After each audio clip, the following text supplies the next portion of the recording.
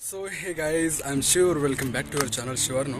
सो guys, कैसे हो आप लोग? जरूर कमेंट बॉक्स में मेंशन कर दे रहा हूँ, मुझे ज़रूर बताना। तो गाइस वो बैठने पहले। सो गाइस, आज 31 दिसंबर है और 31 दिसंबर 2022। टाइमिंग एक्चुअली अभी मैंने देखा नहीं, टाइमिंग हो गया है 4:15 PM। तो गाइज वैसे देखा जाए तो इससे कहा जाता है कि नया साल हमारा दिसंबर के बाद शुरू होता है, बट मराठी समाज में नया साल गुड़ी पाड़वा के दिन से शुरू होता है। तो वैसे तो हम जैसे बाकी लोग चलते हैं उस तरीके से हम भी चलना चाहिए, हमें भी। तो इस तरीके से यस, नया साल आने वाला है। तो सबसे पहले आप सभी लोगों को happy new year in advance, क्योंकि कल तो 1 तारीख है और आज मैंने आपको ये विश किया है। तो गाइज इस 1 साल के दौरान आज हम बात करने वाले हैं शिवर्नो के रिश्ते के बारे में।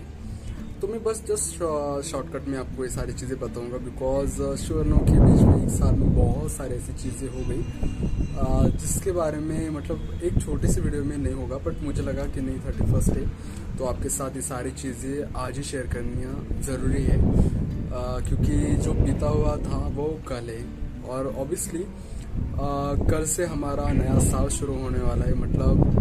आज का ये आखिरी दिन है इस साल का।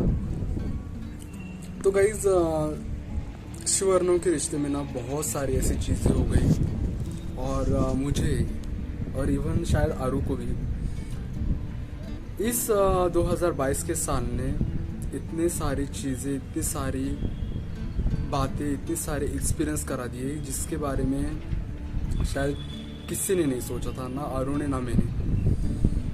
तो इसलिए हमारे लिए वाकई ये 2022, क्योंकि ना गाइज आपको एक बात झूठ लगेगी, कोरोना का जब पीरियड आ रहा था लोग बोलते हैं कि हमें 2019 से 2020-21 ये जो साल है ये हमारे याद में हमेशा रहेंगे। बट मेरा मानना अभी यही है कि मेरे लिए 2022 वाकई मुझे हमेशा याद रहेगा, क्योंकि जितना मुझे कोरोना के टाइम पे इतना एक्सपीरियंस नहीं हुआ, इतना सारी चीज़ें नहीं हुई, इतनी सारी चीज़ें नहीं हुई, उतनी सारी चीज़ें मुझे इस 2022 के दौरान हो गई, रीज़न कोई भी हो। तो गाइज स्टार्टिंग से मैं बात करता हूँ। एक्चुअली ये जर्नी शॉर्टकट जर्नी थी मेरी, बट मुझे पता है मैं आपको बहुत क्या बोलते हो उसे, सस्पेंस में रख रहा हूँ, बट प्लीज़ ज़रूर कोऑपरेट करना मुझे, क्योंकि इतनी सारी चीज़ें हैं ना कि मुझे ऐसा लग रहा है कि मैं कहाँ से शुरू करूँ और कहाँ पे ख़त्म करूँ। तो इस वजह से प्लीज़ ज़रूर कोऑपरेट करना मुझे। तो गाइस, सबसे पहले आरू का और मेरा रिश्ता स्टार्ट हुआ था मे बी 4 सितंबर में, राइट 4 सितंबर में हमारा रिश्ता स्टार्ट हुआ था और उस दिन से लेके अभी 1-1.5 साल तो ऑलमोस्ट हो चुके हैं या फिर होने वाले हैं। तो उस दौरान जब सितंबर महीना चला गया, उसके बाद नवंबर महीना आ गया, नवंबर के बाद हम दिल्ली चले गए। फिर दिल्ली पर जाने के बाद फिर नया साल स्टार्ट हुआ और जब वो नया साल गाइस स्टार्ट हुआ ना, उस साल से 1/1/2022 1/1/2022 से लेके 31/12/2022 ये जो ईयर है ना मेरे लिए सबसे ज़्यादा, आज तक का सबसे ज़्यादा बुरा साबित हुआ है। इतना बुरा साबित हुआ है ना कि जिसके बारे में मैंने कभी सोचा ही नहीं। क्योंकि सबसे पहले तो हम अच्छाई के बारे में बात करेंगे। तो अच्छा वैसे देखा जाए तो हाँ, अच्छी बात ये भी हुई कि मैंने आरू की वजह से मुझे पहली बार मैं कोलकाता गया, वहाँ के ब्लॉग भी आपने देखे कि वहाँ पर हमने कितनी सारी मस्ती की, कितनी सारी एंजॉयमेंट किए। उसके बाद आरू के घर गया था, फर्स्ट टाइम मैं मेरे ससुराल गया था, वहाँ पर सारा माहौल देखा था। फर्स्ट टाइम मैं आरू की मम्मी से मिला था, फर्स्ट टाइम मैं आरू के भाई से, आरू की ननद से, ये सारी चीज़ें हो गई थी जो बहुत पॉजिटिव और बहुत कुछ अच्छी चीज़ें थी मेरे साथ। पर सबसे जो बुरी चीज़ें हुई गाइस तो ये कि जैसे हम 2022 के बाद 2022 मे बी 1 फिर 1 मार्च को हम लखनऊ से निकल रहे थे और लखनऊ से निकल के यहाँ पर 2 मार्च को हम आ गए थे पुणे में। तो 2 मार्च के बाद 3 मार्च को मेरी मम्मी का डेथ हो गई, मेरी मम्मी एक्सपायर हो गई। तो 3 मार्च ये डेट मेरे हमेशा याद रहेगी, 3 मार्च 2022, बिकॉज इसी दिन मैंने मेरे मम्मी को खो दिया। उसके बाद रिसेंटली अभी मेरे दादाजी को भी मैंने खो दिया, जिसके बारे में मैंने आपको बताया है, जिसको आपने मतलब शॉर्ट में भी देखा और फोटो में भी देखा। तो एक ही साल में मैंने मेरे अपने 2 लोगों को खो दिए। सबसे पहले मुझे ना मम्मी के बारे में बुरा लगता है गाइस, क्योंकि ना मैं जब भी आरू के बारे में कभी कभी सोचता हूँ ना गाइस, कभी कभी मुझे आरू का और मेरा रिश्ता नज़र आता है ना, जब मैं बहुत दुखी होता हूँ ना कि हमारा रिश्ता कहाँ हो रहा है, क्या हो रहा है हमारे रिश्ते के लिए। क्योंकि गाइस शायद ना कोई इतना सेक्रीफाइस नहीं करता होगा, पर मैंने आरू के साथ उस आरू के रिश्ते के लिए मैंने अपनी मम्मी को कुर्बान किया। क्योंकि अगर शायद मैं यहाँ पर होता तो मेरी मम्मी एक्सपायर कभी नहीं होती। बट उस टाइम पे मुझे मेरे रिलेशनशिप सबसे ज़्यादा इम्पोर्टेंट लगा और ये बात मुझे मन खलती है।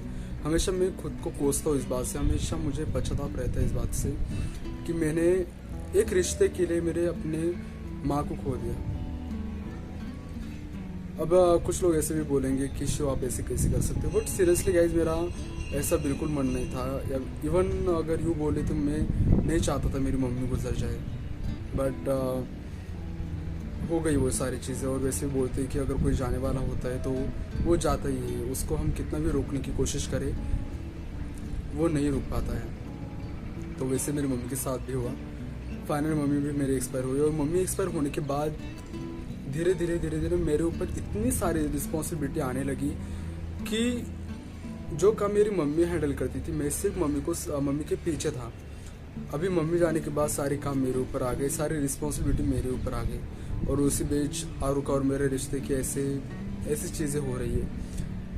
पर बस मैं गाइस एक और दुआ ज़रूर करूँगा आखिरी बोलते हुए कि 1 साल तो ये मेरे लिए बहुत बुरा गया है, बहुत बुरा। ऐसा साल कभी किसी का ना जाए, मेरे दुश्मन का भी ना।